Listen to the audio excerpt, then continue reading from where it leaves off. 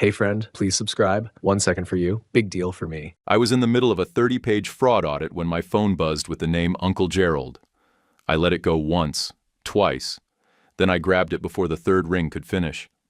"Hey," I said. "You coming for Christmas at your folks?" he asked. No hello, no small talk. That was Gerald, direct as hell.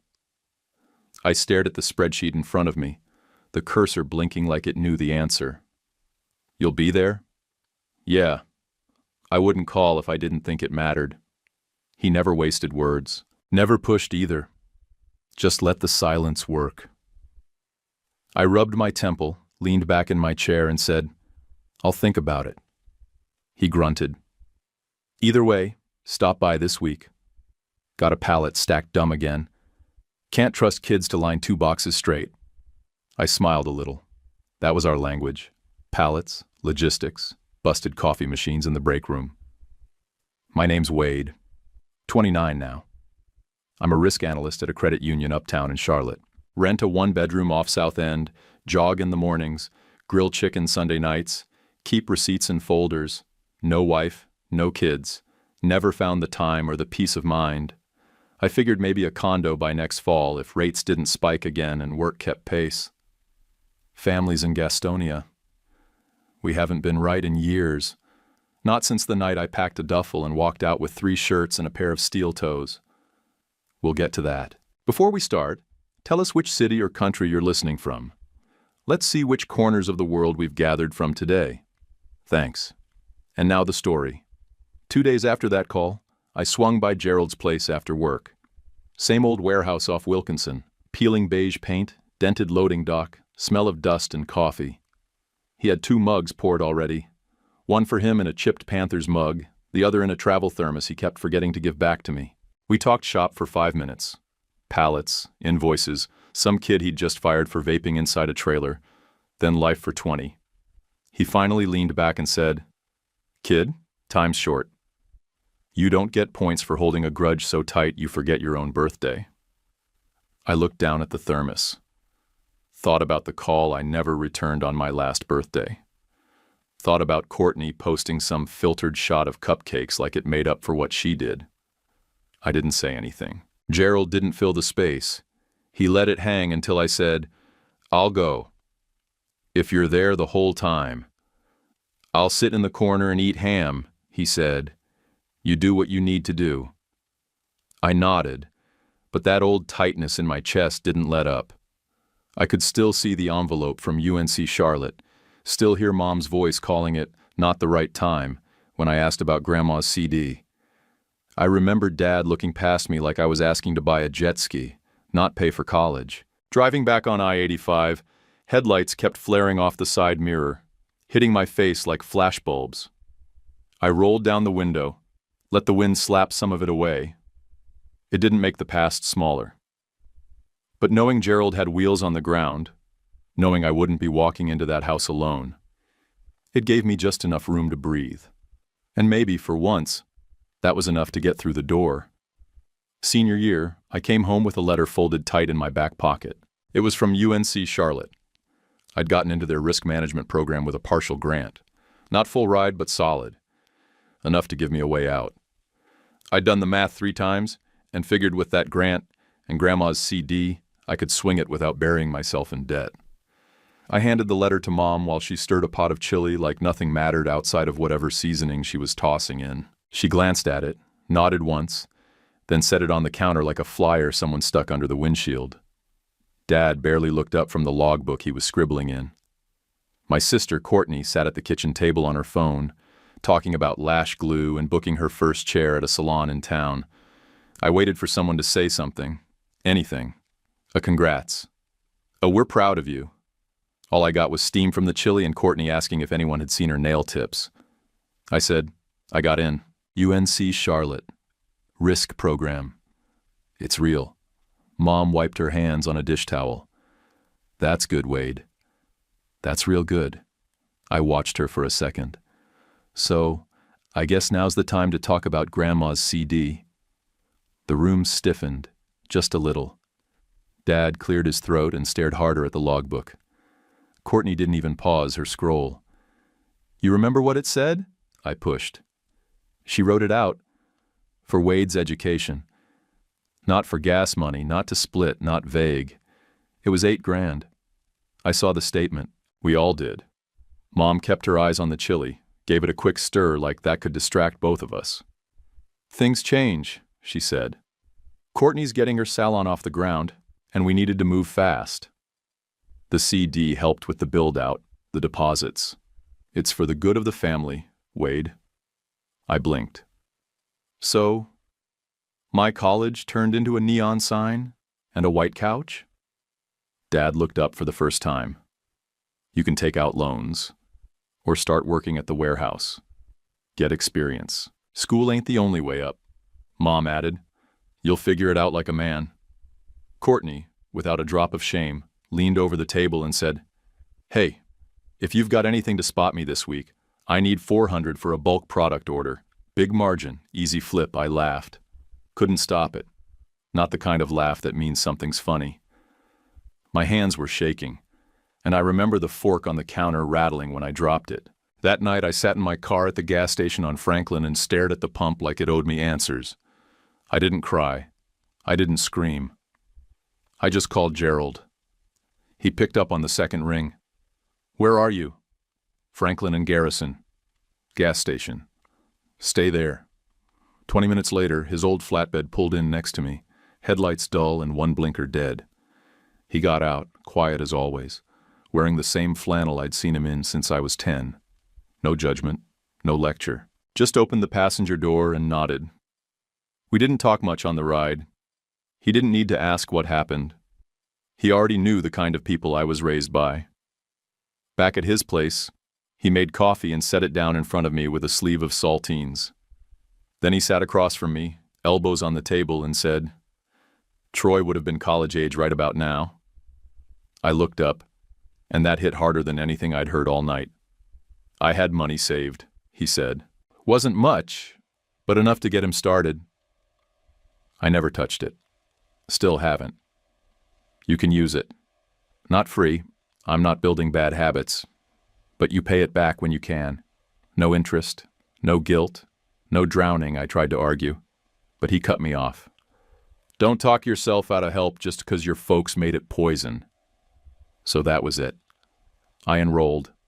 Nights at UNC Charlotte, mornings stocking, unloading, delivering for Gerald's warehouse. I slept on his pull-out couch for 16 months and learned how to live cheap without whining. I packed lunch, drank tap water, took buses when the truck broke down. I'd do deliveries with Gerald at 6 in the morning, then sit in class at 5:30 at night with a thermos of reheated coffee and a notebook full of pricing sheets. I didn't party, didn't date. I just worked and studied until everything blurred into one long loop of tired eyes and tight budgets. Eventually, I landed a junior analyst role at the credit union. Pay was nothing special, barely more than we made moving appliances. But it had potential. A ladder. I climbed one rung at a time. 2 years later, I handed Gerald a cashier's check with the full amount he floated me, plus interest. I'd saved every extra dollar from raises, gigs, and tax returns. It took sacrifice, took saying no to a lot. He looked at the check, then at me. This is too much. I shrugged. You said no free rides. He slid it back. Put half away. You earned the rest. I'm not your bank. But I'm not letting you go broke trying to pay me fancy either. So I did what he said. Deposited half, stashed the other. From that point on, Sundays were for Gerald. I'd stop by, bring coffee, help patch something in the warehouse, or just sit out back, watching trucks roll by. But I didn't call home. Didn't visit. Not after that night in the kitchen. The silence didn't come from a single fight. It came from days piling up, one after another, until it built a wall you couldn't see over. At some point, it just became normal. And I wasn't angry every day, not loud angry. But every time I passed a salon or saw a neon open sign in a window, something in me lit up and burned quietly. I kept pushing forward. That's the thing about momentum. Once you've got it, you don't look back unless someone gives you a reason to. I hadn't gotten that reason yet. But Christmas was coming. I parked across the street like I needed one last buffer zone between me and the house. The same rancher with the faded brown siding, the same drooping gutters that no one had fixed since 2008. The boxwoods were taller now, wild and pushing into the walkway like they were trying to keep people out. I sat with the engine running until the fuel light blinked on. The bag in the passenger seat wasn't heavy. A flannel shirt for Dad, a scarf for Mom, and toys for Maya and Logan. Just building blocks and a robot kit with glowing eyes. I didn't want anything big. Didn't want the gifts to scream. I just didn't want to show up empty-handed. Gerald's truck was already in the driveway, angled like he always parked. Half in the grass, half on the concrete. He met me before I reached the steps, hands in his jacket pockets, eyes steady. "You sure?" he asked. I nodded, even though I wasn't. He gave me a look that said, "Breathe," then clapped me once on the shoulder and walked in first. The front door was already cracked open. I followed him in. Mom was the first one I saw. She froze with a dish towel in her hands, mouth open like she was about to speak but hadn't decided what words were safe. Then she forced a smile and crossed the room too fast, arms out.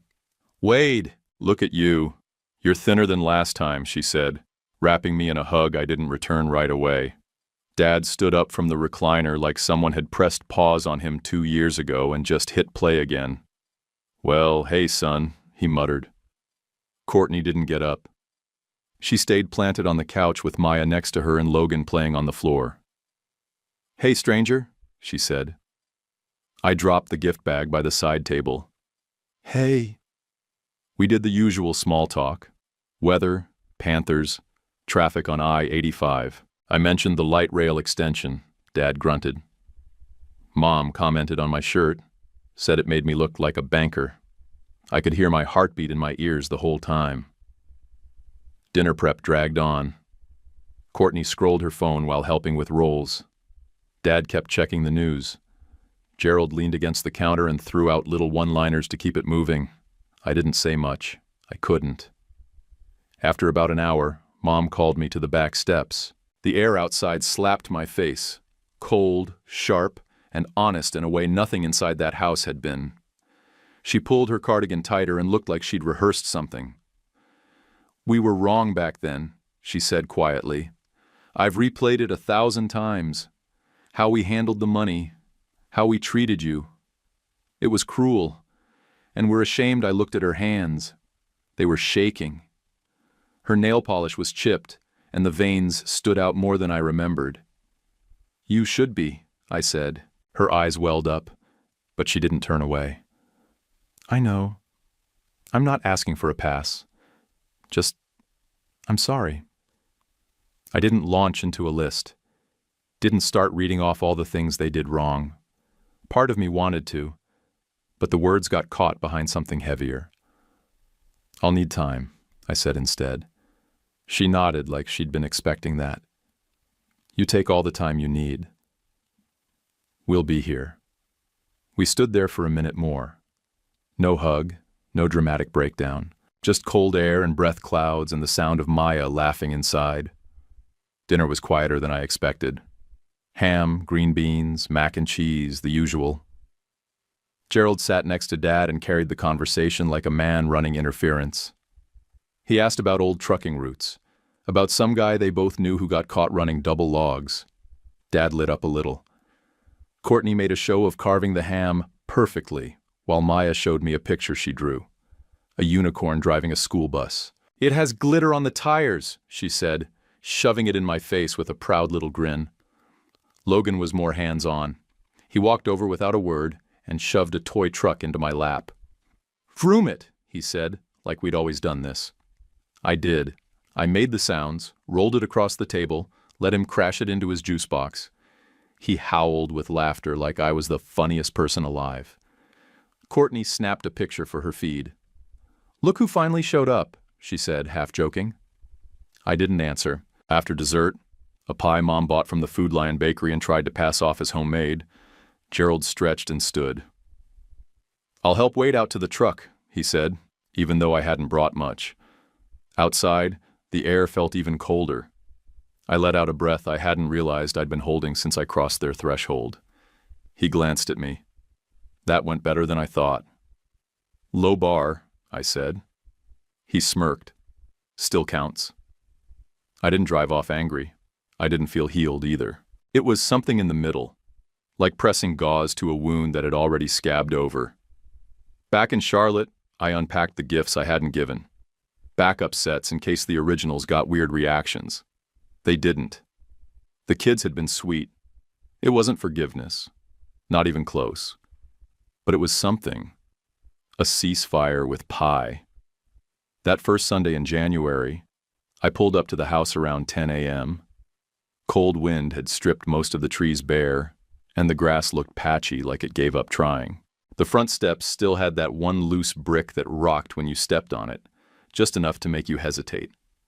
Inside, the place smelled like old air and reheated biscuits. Mom had Sunday music playing, some soft jazz station off the cable box. Dad was watching a weather report, boots off, legs stretched out like he hadn't moved since the sun came up. We didn't say much at first. I brought some groceries, basics, coffee, eggs, bread. I didn't ask if they needed them. I just put them in the fridge and kept moving. That day we talked about nothing that mattered. Panthers draft picks, a pothole on Hudson Boulevard, how Food Lion jacked up the price on bacon again. The second Sunday I helped Dad patch a leak under the bathroom sink. He handed me the wrench like it weighed more than it used to. Been meaning to get to this, he mumbled. Just gets harder to crawl under there, you know. I didn't answer. I just twisted the valve, felt the cold water shoot down my arm, and passed him a towel. When we got it sealed up, he sat on the floor with his knees bent, breathing heavier than the job called for. You always did figure things out, he said without looking at me. I didn't know what to do with that, so I said, it's just plumbing. Still, appreciate it. I nodded and left it at that. We weren't ready for anything deeper. Courtney started showing up on her own terms. One Tuesday, she texted around noon. At your building. Coffee? I came down, and she was waiting in the lobby with 2 cups from the place around the corner. She handed me one like we'd been doing it every week for years. I was over this way dropping off supplies, she said. Figured I'd swing by. I let her talk. She filled the silence like she was auditioning for a vlog. Salon stories, client gossip, something about a girl who cried after a toner mishap. Business is killing, though, she said, sipping her coffee like she'd earned it. Just needs a push to hit the next tier. That push came up 2 days later in a text. Quick cue. Any chance you could float $2,800 for a dryer chair upgrade? It'll double our volume. I swear I didn't respond right away. I stared at the number, then opened my spreadsheet. My budget was tight, but not strangled. I could do it. So I called her. I'll do it under one condition. I write up an agreement. 12 months, 0 interest. You sign it, I don't chase you. If you stop paying, I stop caring. She laughed. You make it sound like I'm buying a car. No, I said. I'm giving you a shot not to mess it up. She signed the paper in my building lobby and did a boomerang of the new corner setup that same night. Posted it with, big moves. Thank you to those who believe in me, no tag. No mention. I didn't care. Not yet. The third Sunday in January, the dishwasher coughed and gave up. I didn't even wait to be asked. I pulled it out, checked the line, and found a cracked valve and a rusted seal. Courtney sat on the counter with a diet soda while I worked. You always this handy? She asked. Not always. Just got tired of broken stuff staying broken. She watched me for a minute like she was seeing something new. Then she said, You and Gerald. You're tight, huh? Yeah. He showed up when it counted. She didn't respond to that. Just nodded and watched the sink drip. By February, the water heater died. I got the call from Mom that morning. There's no hot water. I think it finally gave out. It's been sputtering for a while. I called a guy Gerald knew. Local, fair, quick. He swapped it out for $11.70. I paid by card and left the receipt on the kitchen table. Mom looked like she wanted to argue. "We'll get you back." "I know," I said. I didn't ask when. Didn't need to. Sunday visits got easier after that. We kept the conversations safe. Sports, weather, light gossip. Nothing sharp. I started taking Maya and Logan to a park behind their preschool. Just a small place with one slide and a crooked jungle gym. But they loved it. Logan brought trucks. Maya collected leaves like they were diamonds. They never asked for anything. They didn't care about what happened 10 years ago or what never got paid back. They just wanted someone to push them on the swings and listen to them talk about dinosaurs and glitter slime. I could do that. Work was steady. We had a fraud model in testing that I was proud of. Something I'd been building with a small team since October. The pipeline was tight. The risk model cleaner than most we'd rolled out in years. I kept my head down, punched numbers, hit deadlines. My budget stayed firm. Every dollar had a job. At night, I sat in my apartment and looked at the calendar. March was coming. Lease renewal was due in 4 months. I started looking at condos. Just looking. Gerald said he knew someone who could help when I was ready. Still, something was shifting. I felt it on those Sunday drives. Like maybe the hole wasn't all the way patched, but at least the bleeding had stopped. For the first time in years, Gastonia didn't feel like a weight. It felt like something I could visit without losing ground. I wasn't calling it home again, not yet, but I wasn't keeping it locked behind me anymore either. By the second week of March, the daffodils were pushing up through cracks in the sidewalk, and my phone rang with a number I recognized from my lease paperwork. It was my landlords, Tom and Janine, the older couple who'd owned the building since forever. Good people. Always fixed stuff quick. Gave me Christmas cookies every year. Never raised rent without warning. Janine was the one who spoke. "Wade, honey, we need to give you a heads up. Our granddaughter's finishing at Wilmington, and she just landed a job uptown. We promised her the unit when she graduated." Tom added, "We're giving you 4 months. We'll help however we can with references." They thanked me for being the ideal tenant, like that would soften the blow. Honestly, I couldn't even be mad. They gave me more time than most landlords ever would. I hung up and stared at the corner of the apartment where my desk sat, wedged between a window and a heater that clicked in winter. 4 months. That was the countdown. I pulled up my savings sheet. Even after everything I'd spent helping out, the water heater, Courtney's chair, groceries here and there, I'd stuck to the plan. My down payment number was real. That night I mentioned it to Gerald. "You ready?" he asked. "Have to be. Clock's ticking." He nodded like he already knew what came next. Sherry, realtor. She used to date my buddy Ruben. Smart. No show pony stuff. I'll send you her info. The next morning, she texted me before 8. "Gerald says you're real. Let's find the spot." In 3 weeks, we saw a dozen places. A townhouse in Noda that had nice light but smelled like someone was hiding cat pee under floorboards. A studio near a brewery where the whole loft reeked of grain and sour hops. A shiny unit in Dilworth that looked good on the listing but was wedged behind a dumpster lot. And then we hit this corner unit, just 2 blocks from my office. Big windows, clean kitchen. Light poured in like it had something to say. The second I walked in, I felt it. That inner click, when something fits, and you don't even need to run the math to know you're home. Sherry watched me take it in and said, "I won't even talk you into this one. It already landed. I didn't tell my family. Not a word. I wanted to do it quietly. No build-up, no announcements. Just hand them a set of guest towels one day and say, 'Here's my place.' That felt better than any speech." Around the same time, Courtney started hinting at a big summer thing. She caught me one Sunday outside Mom's house, kids jumping in leaves by the sidewalk. "I've been looking at Disney stuff," she said casually. "Maya keeps asking about princesses. Logan watches Jurassic Park like it's the Bible." I raised an eyebrow. "That stuff's not cheap." "I know," she said, "but it's not like we need a mansion. Just something special. A once-in-a-lifetime trip. She looked at me like I was supposed to fill in the blank. I went home and started running numbers, flights, hotel, combo tickets, Disney and Universal. Nothing too wild, but not bottom barrel either. I found a June week with a decent package, refundable until 10 days out. Airfare too. I pulled the trigger and dropped a $36.50 deposit. Just like that, we had something on the books. I texted Courtney, "Pencil the week in June. Might be Disney/Universal if my numbers hold. Don't tell the kids yet." It's not a promise. I still plan to surprise the kids at Easter.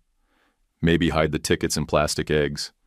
Everything looked clean, manageable, condo savings intact, budget tight but not bleeding. And then the end of March hit. We got pulled into a surprise compliance meeting on a Thursday. My manager, Neil, looked like he'd aged 10 years overnight. "Third-party data flagged by audit," he said. "Vendor compliance gaps. The new risk model is on hold until further notice." Someone asked about quarterly bonuses. He didn't flinch. "Frozen until Q4. Not gone. But delayed. I wasn't fired. I wasn't broke. But that bonus was supposed to be my cushion. Furniture. Closing costs.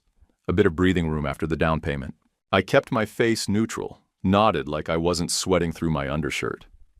That night I went home, opened my spreadsheet, and sliced out every line that wasn't essential. No new couch. No summer Fridays. No more unplanned handouts. I told Gerald about it over coffee on Saturday. He took one sip and said, "Companies love calling a stall prudence when they mean they're scared." I smirked. "Still a job." "Yeah, and a plan's still a plan. You just gotta run it tight." The next day, I skipped Sunday dinner. Texted Mom and said I had some work issues. Not a lie. Between underwriting reviews, inspection scheduling, and contract paperwork, I was drowning in things that needed signatures. The truth was, I didn't want to walk in that house and hear, "Must be nice having a good job." Not when I was carrying this whole plan in my chest like it might crack if someone poked it too hard. Sherry had the offer drafted. We were scheduling inspection and waiting on bank finalization. I had my name on paper, and it felt solid in a way I hadn't felt in years. Even without the bonus, I could land this. No extras, no fanfare, just the key in the door, the clean walls, and a place I owned. I wasn't telling anyone yet, not until the ink dried. Not until I knew the ground under me wasn't about to move again. But the condo wasn't the only thing riding on this plan.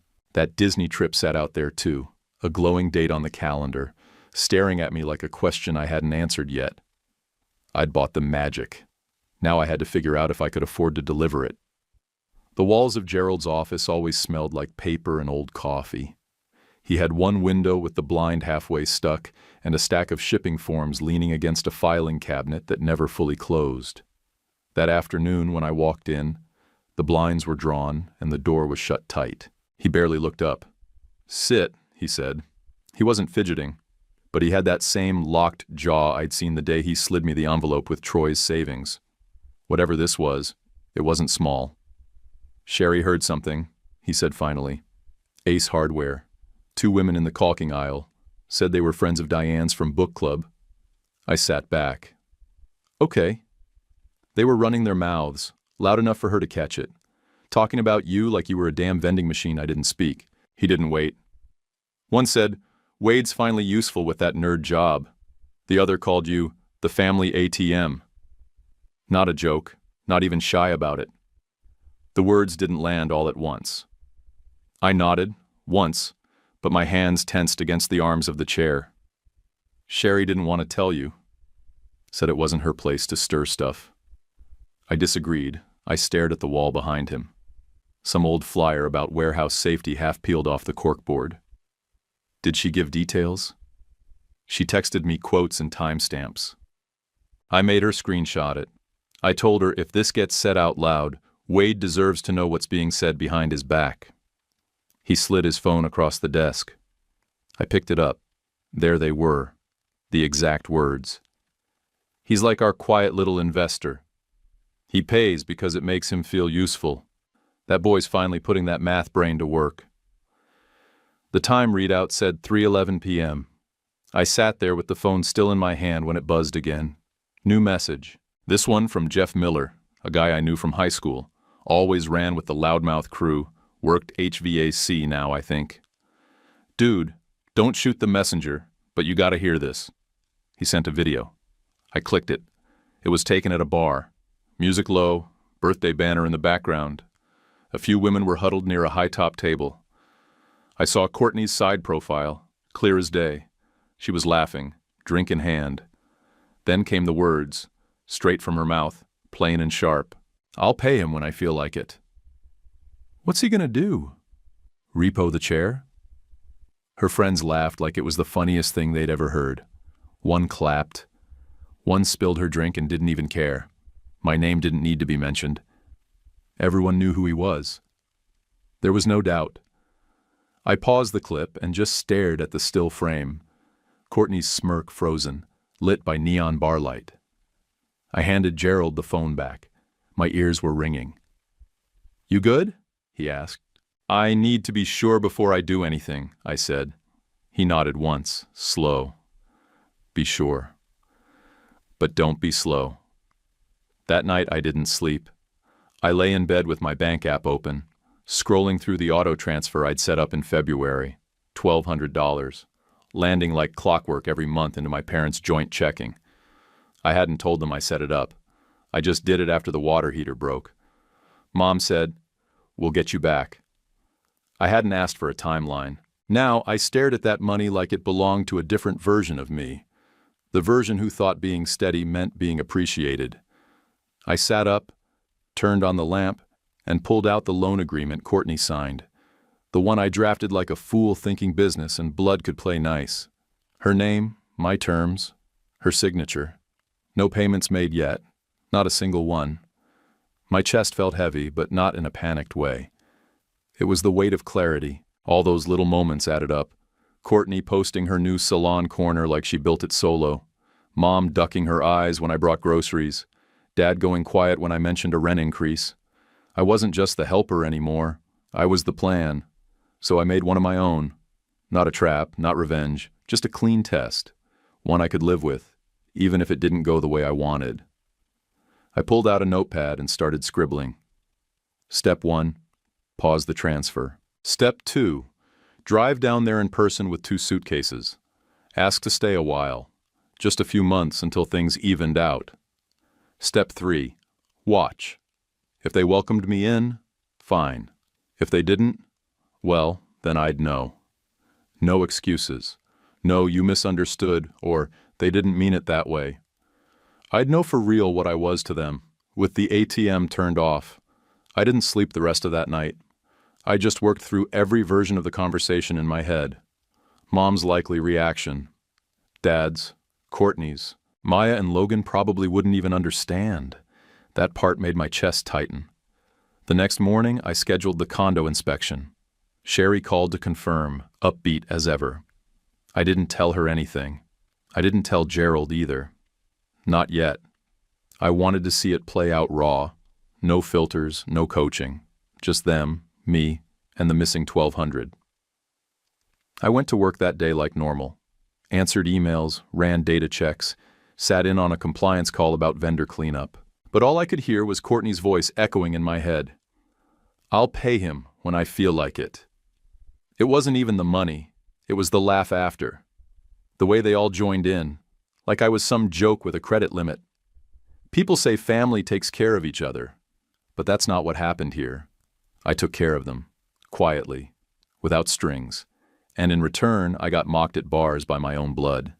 So yeah, I needed to be sure, but I was already 90% there. 2 Saturdays later, I loaded 2 suitcases into the back of my truck before sunrise. My desk, my clothes, the rest of it, all boxed and locked up in Gerald's garage like a clean reset. The inspection had passed with just a few minor notes. Sherry said we were 2 weeks out from closing if everything stayed tight. The drive to Gastonia felt longer than usual. I didn't listen to music. Didn't need it. I rehearsed the same lines in my head, over and over, like a script I had to get right. By the time I pulled into the driveway, the sun was up and the street was already half full with parked cars. I rang the bell with one hand and kept the other in my jacket pocket, forcing it to stay still. Mom opened the door. Her smile lasted about half a second before she saw the suitcases. "What's going on?" she asked, one hand still holding the edge of the door like she wasn't sure if she should open it the rest of the way. I kept my voice steady. "The project at work's on hold. Bonuses are frozen. Rent's getting tight, and I need a place to land for a few months. Just until things level out." There was a pause. Not long, but sharp.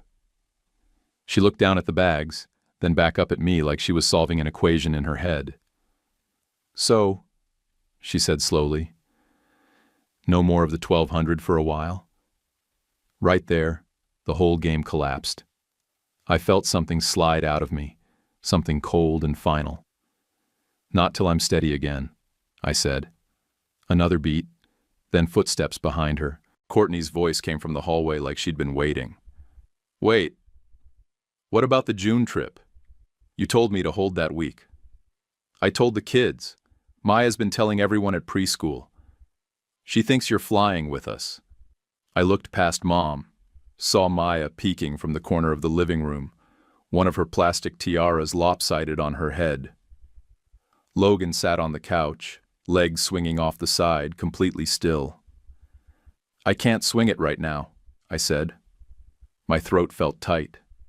Silence, and then the lid came off. Mom dropped the towel she was holding. "So you plan something big, get everyone's hopes up, and then just cancel it because you hit a little bump?" Dad's voice followed from behind the TV. "I knew this would happen." I said it.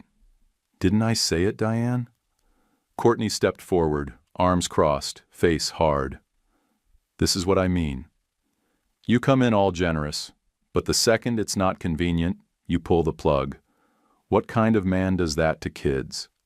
I didn't yell. I didn't defend myself. I let them say every word they'd been holding back, every excuse, every accusation dressed up like disappointment. When Courtney reached down, grabbed the suitcases, and dragged them toward the porch, I just stepped back. "We're not a flop house," she snapped. "You can't just show up like it's some extended vacation." Logan looked at me and blinked slow, confused, like he was still trying to figure out if this was a joke or a game he didn't understand. Maya stepped back behind the door frame, crown slipping. I stepped onto the porch. The light felt too bright for what was happening. Neighbors across the street were peeking through blinds, pretending not to look. I didn't say another word. I just picked up the suitcases, walked down the steps, and opened the truck door with one hand. Inside, I sat in the driver's seat and stared at my hands on the wheel. They looked like someone else's, stiff, foreign. I pulled out my phone, opened the travel app, found the Disney/Universal reservation, tap one button. Cancel trip? Confirm refund? Yes. The screen refreshed. Deposit refunded. I watched the confirmation message flash across the display and then disappear. I didn't feel relief. I didn't feel regret. I just felt done. I put the truck in reverse, pulled out of the driveway, and didn't look in the rearview mirror.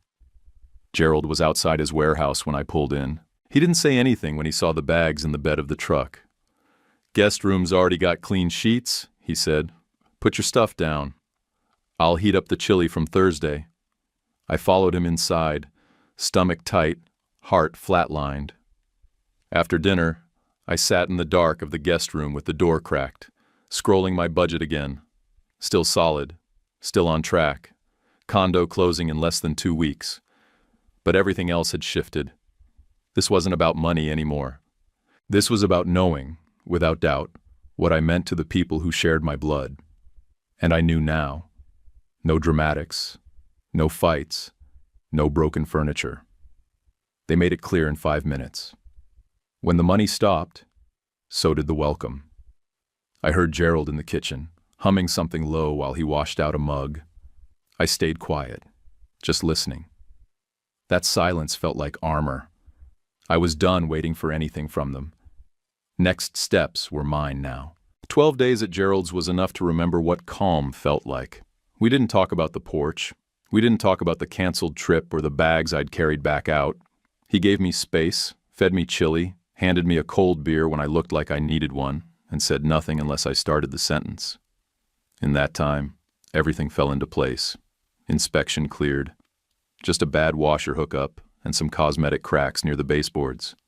Appraisal came in strong. Sherry called me 2 days before closing and said, "If your signature hand's ready, Thursday's your day." I signed at 9:30 a.m. Sharp. Sat in a stale office with a banker who looked like he hated his tie, and flipped through a stack of paperwork so thick my thumbs started to cramp halfway through.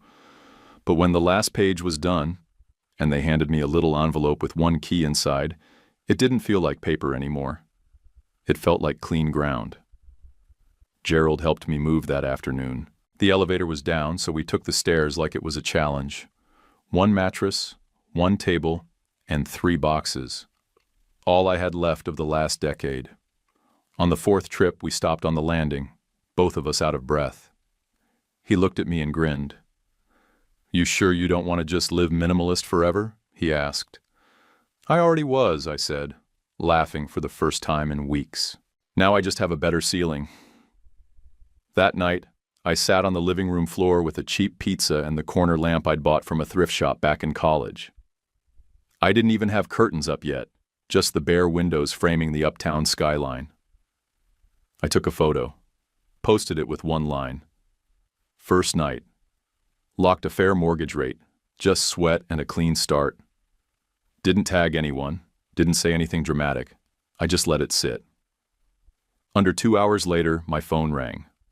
Mom's number. I stared at it a second before I picked up. She didn't start with hello. She didn't ask how I was. Her tone was syrupy, but too tight.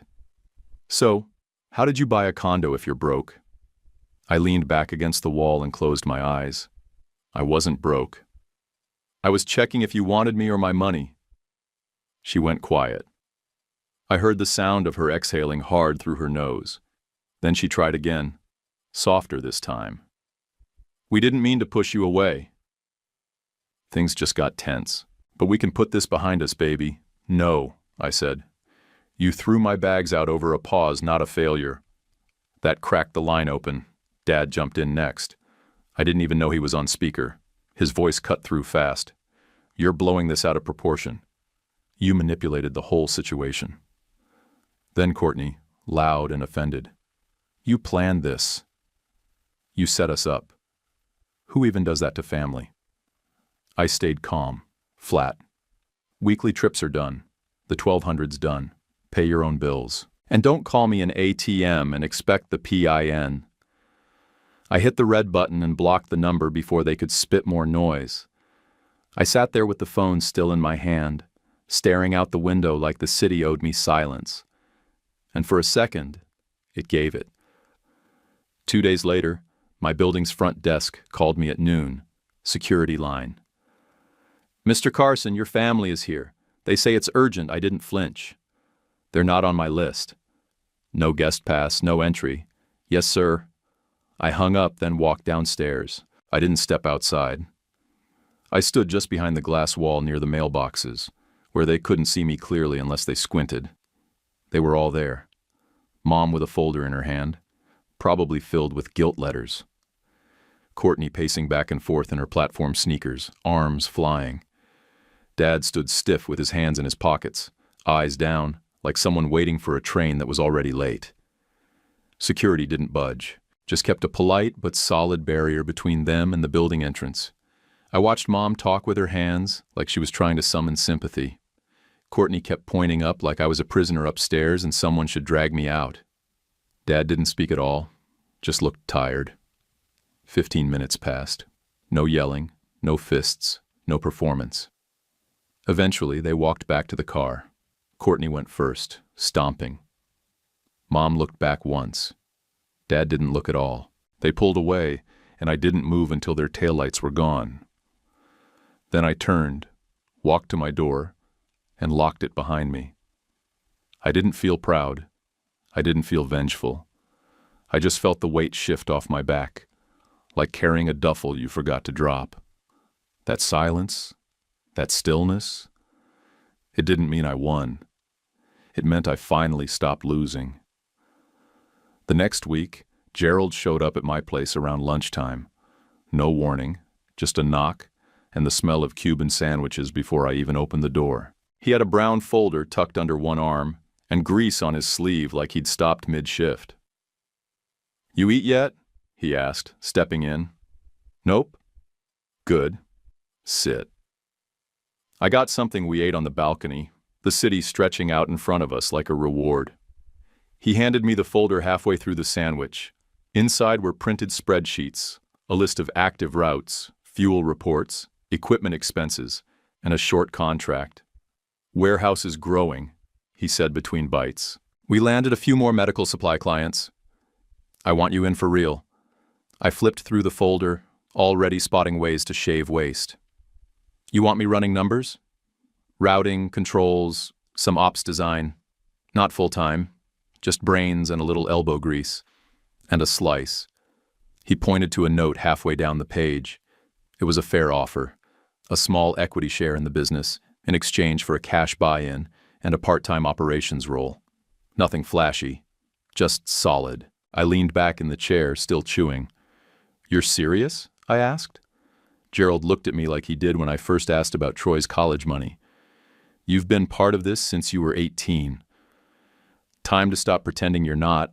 I didn't answer right away. I thought about all the years I'd spent chasing stability with no roadmap.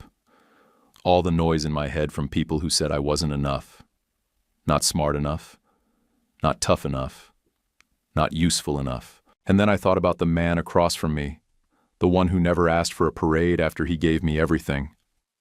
I took a chunk of the savings I'd labeled family emergencies and wired it into the warehouse account by the next morning. The rest I saved for something else I'd been chewing on for a while. 2 weeks later, I sat down with a lawyer Gerald recommended. Old guy with thick glasses, a blunt voice, and no interest in small talk. I told him what I wanted. He didn't flinch. We set up 2 529 college savings plans, one for Maya, one for Logan, both owned by a revocable trust with me as trustee and Gerald as successor. No parental access, no early withdrawals. Beneficiaries locked unless a court ordered otherwise. Automatic quarterly contributions, moderate risk portfolios, long runway. I didn't tell my parents. I didn't tell Courtney. I told Gerald and my lawyer. That was it. Morally, it sat right. The kids didn't fail me. Adults did. A week after everything was filed, Sherry texted me a photo she took while driving past my mom's house. The salon next door had a space for lease sign in the window. Courtney's place had a crooked flash sale poster taped up, half peeling off the glass. I stared at the photo for a few seconds, then closed the message. Not my business anymore. Jeff, the guy who'd sent me the clip of Courtney at the bar, texted again that weekend. "Didn't realize it was that deep," he wrote. "The ATM thing, that was messed up." I laughed, and I shouldn't have. "My bad," I wrote back. "We're good." Then muted the thread. No beef, but no more space for noise either. At work, things settled. The risk model that got frozen back in March restarted in June with new vendors. Compliance signed off, and bonuses went back on the table. I didn't celebrate. I didn't count it until the deposit hit my account. Every Saturday, Gerald and I met at the warehouse. We restructured runs, trimmed deadhead miles, tightened delivery windows. We built a better tracking system with basic software and muscle memory. By the end of the month, we landed a contract delivering branch supplies to 3 credit union offices, the same network I worked for. Full circle, clean, small, solid. It wasn't flashy, but it was mine, and for the first time in a long time, that felt like enough. Months later, my mornings started the same way. Coffee on the balcony while the city rubbed its eyes. Cool air, the low hum of early trains. My boots sat by the door, scuffed from warehouse Saturdays, not office floors. I walked to work most days now. No traffic, no radio, No noise except the kind I chose. My phone was quiet. I kept the blocks on. No more buzzes about, "Can you just send a little extra till Friday?" No more guilt-wrapped requests dressed up like duty. The silence wasn't empty. It was peaceful. It gave me space to hear my own thoughts again. Every quarter, the 529 contributions posted like clockwork. Clean withdrawals from the trust account, clean confirmations. I got the statements in the mail, filed them in a folder with no name on it. I wasn't buying forgiveness. I was buying 2 kids a chance I nearly missed. They didn't know. They didn't need to. That was the point. Sundays, Gerald came by. We'd sit at my counter with barbecue and sweet tea. He'd talk about the shop, or Troy, or the neighbor who still owed him a crescent wrench. Sometimes I talked, sometimes I didn't. He never pushed. One night I said, "You ever think you'd still be doing this at your age?" He shrugged. I never planned to stop working. I just wanted to work beside someone who didn't quit when it got hard. That landed. I wasn't looking for fireworks anymore. People love that idea, that revenge has to be loud and explosive. But I didn't need to burn bridges. I just needed to stop driving across them. Stopping the free ride, that was enough. Canceling the magic ATM card, that was closure. Making sure the next generation had a clean shot, one not tied up in adult pride or family politics, that was the win. The $2,800 Courtney owed, if she ever pays it back, there's a lockbox nailed to my porch rail. Drop it in. If not, I still sleep fine. She once told people she'd pay when she felt like it. That sentence used to spin in my chest like a rusty blade. Now it doesn't. Now it's just noise I turn down. I kept one framed photo on a floating shelf. Me and Gerald standing in front of his old warehouse, the box truck we fixed up behind us, both of us covered in dust and sweat. That's the only family picture I needed. June rolled by. The Disney trip came and went. No tears, no phone calls, no preschool meltdowns. That week, I painted my hallway and helped Gerald reorganize Bay 3. We found an old clipboard with route sheets from before I graduated.